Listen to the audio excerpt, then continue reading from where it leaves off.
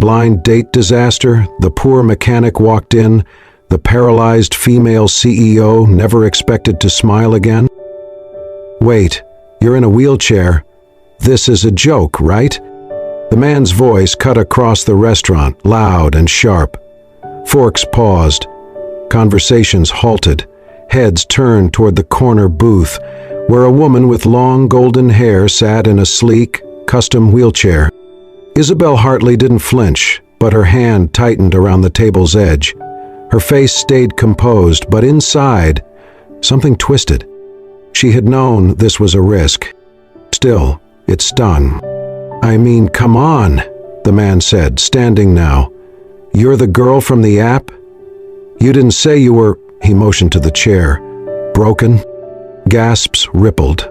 A waiter nearby froze. A couple whispered behind their menus. Isabel straightened her back.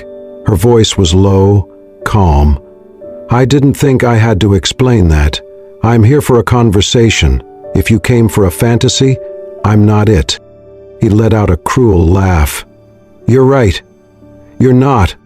Then, louder for the whole room, I thought I matched with Isabel Hartley, the CEO, the billionaire biotech genius, not some sympathy case. There it was.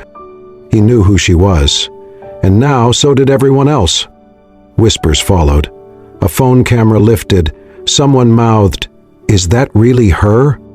Isabel sat motionless. Her blazer was tailored, her hair perfectly pinned. She looked every bit the powerful executive. Except now she felt like a girl again, wounded, on display.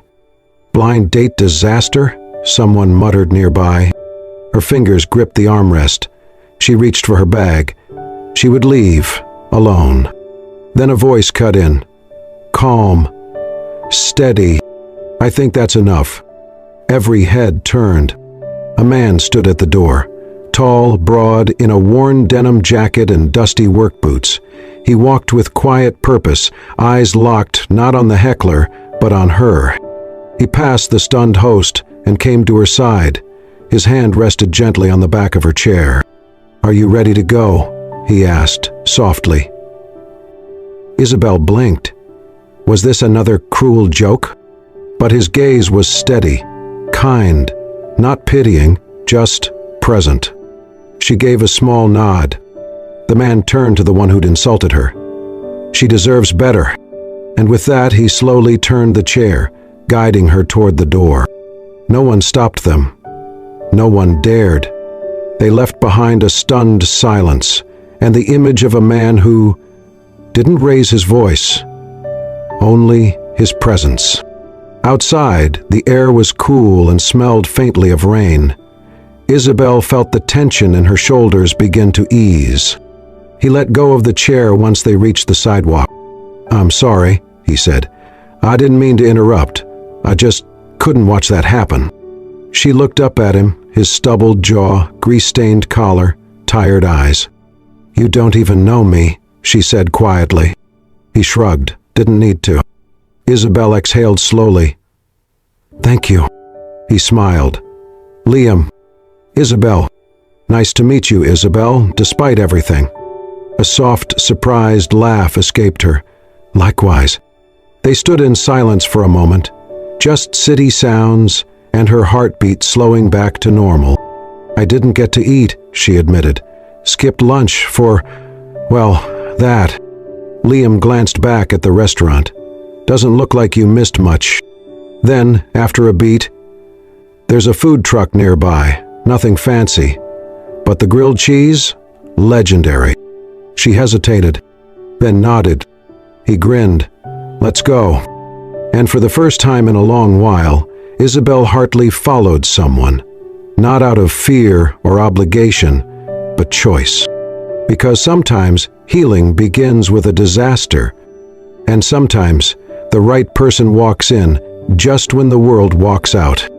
If this moment stirred something inside you, if you've ever felt unseen, unwanted, or underestimated, hit that hype button to let others know they're not alone.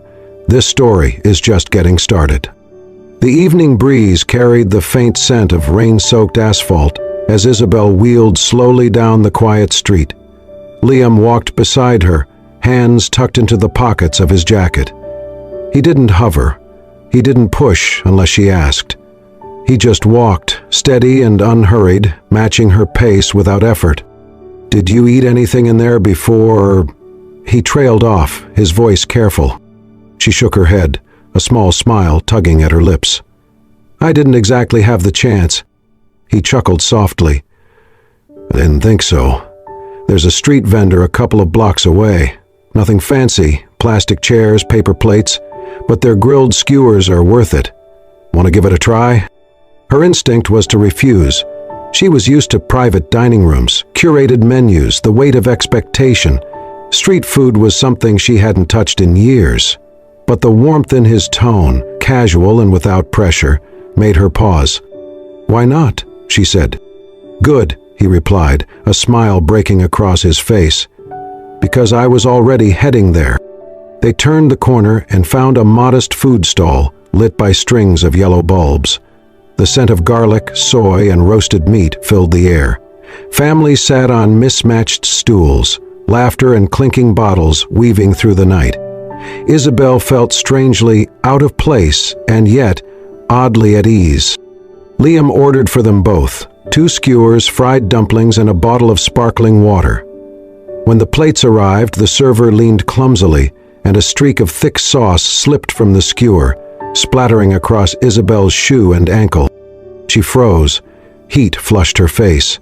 This was the kind of accident she dreaded, moments that magnified her chair, her difference, her inability to maneuver quickly. She braced for awkward apologies, for the server's flustered pity, for Liam's uncomfortable silence. Instead, Liam calmly reached into his jacket pocket and pulled out a folded cloth rag, the kind a mechanic might always carry. "Hold on," he murmured. Before she could protest, he crouched beside her. With easy, unhurried movements, he dabbed the sauce from the leather of her shoe. Then, as if it were the most natural thing in the world, he lifted her foot gently, supporting it with both hands, and placed it back onto the footrest of her chair. Not a hint of hesitation, not a flicker of pity.